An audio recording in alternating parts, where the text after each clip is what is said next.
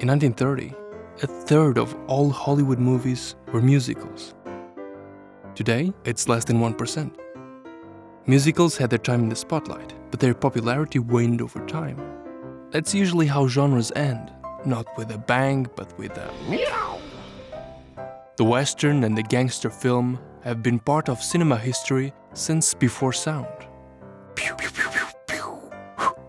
They were once the pinnacle of filmmaking, staples of American culture that have carried the flag far and wide, laying roots around the globe. But the Western is, for the most part, dead. Sorry to break it to you. What if I told you that the gangster film is going the same direction?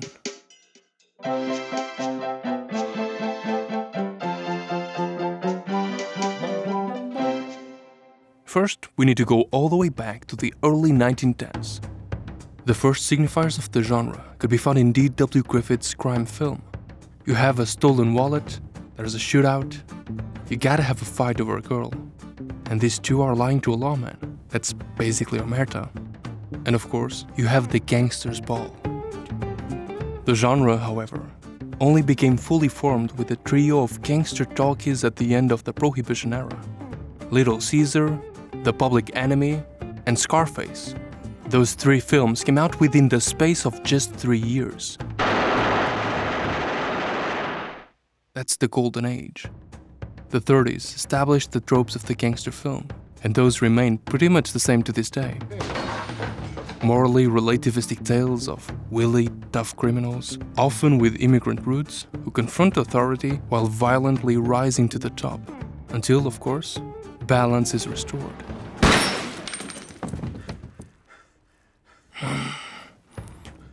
The gangster's whole life is an effort to assert himself as an individual. Sorry about that. To draw himself out of the crowd, and he always dies because he's an individual. The final bullet thrusts him back, making him, after all, a failure. We do not know for sure why the genre has endured, but in his essay, Robert Warshaw comes closest to deciphering the mystery. The gangster is what we want to be, and what we are afraid we may become. The whole thing is a twisted joke on the American dream and its demise. But that dream has changed. And the wise guy flick has remained relevant for a century because it changed alongside it. Old and weary tropes become fresh new symbols, with every new classic putting a spin on its ancestors. For example, what the hell is this? That's a Sicilian message. It means Luca Brasi sleeps with the fishes. this iconic moment in The Godfather was refurbished in Donnie Brasco. Luca Brasi and the fishes, Donnie looking at the fishes. I think you can put two and two together. That's postmodernist evolution for you. Something familiar becomes new again. Ah! You shot my foot! It happens. Like when you take Lorraine Bracco, Michael Imperioli, Tony Sirico, Frank Vincent, Vincent Pastore, Frank Albanese, Tony Lip. Sorry, no? I say we duck for a while. You cast 27 actors from Goodfellas, and you put them in The Sopranos. What you get? We're not making a Western here. That's Dominic Cinese, the actor behind Johnny Ola in Godfather Part 2. What I'm getting at is that genre leans heavily on making you feel at home. Genre creates a sense of comfort. Within genre, you know the reluctant hero will be noble and good. You know the mentor will be old, bearded, and wear a funny hat. You don't know exactly how it will happen, but you know who's taking the ring to mortar. I know it was you, Fredo. You broke my heart. In its later stages, genre uses that familiarity for things like parody. Just when I thought I was out, they pulled me back in. Cheer me up, babe. Just when I thought I was out, they pulled me back in. Huh? Hello, Henry. Mr. Soprano? The textbook example of how you flip a genre on its head in a meaningful way is carried out by Lauren Bracco. She plays the surrogate for the audience in both Goodfellas and The Sopranos. She's your eyes and ears. As Karen Hill, she embodies the outsider fascination for mobster life. I know there are women like my best friends who would have gotten out of there the minute their boyfriend gave them a gun to hide. But I didn't. I gotta admit the truth, it turned me on. We're all Karen, dazzled by the film's portrayal of the mobster life.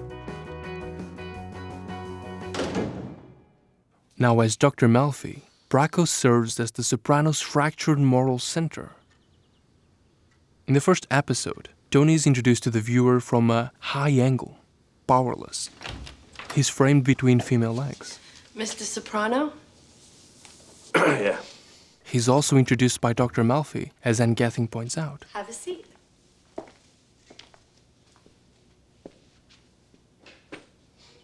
The Sopranos is a feminized narrative that governs the characterization of the show's protagonist, extending the gangster narrative's traditional appeal out towards the female viewer. That's a 180 turn in a genre that for 100 years has put men front and center. That turn is completed midway through season 3, when Melfi contemplates the same moral quandary that brought Bonacera to The Godfather and Karen to Henry. They tried to take advantage of her. She resisted. She kept her honor. So they beat her like an animal. I told him to stop. He didn't stop. And then he got really angry. Such a violent offense as sexual assault will justify in the eyes of many the mafia as an alternative to the court of law. For justice, we must go to Don Corleone. The justice system is fucked up, Elliot. That employee of the month cocksucker is back on the street. And who's gonna stop him? You? What's the matter? Hey, come on. What'd I do? Come on, huh? This poignant scene, in many ways, leaves the genre with nowhere else to go. I mean, you want to say something? Melfi needs only one word to get justice. One word to continue the tradition of the mafia film. No. And then came The Irishman. And you can hear all about it in part 2. Hello? I'm having a thought. Oh, yes. Oh, yes. I'm gonna have a thought. It's coming. It's gone.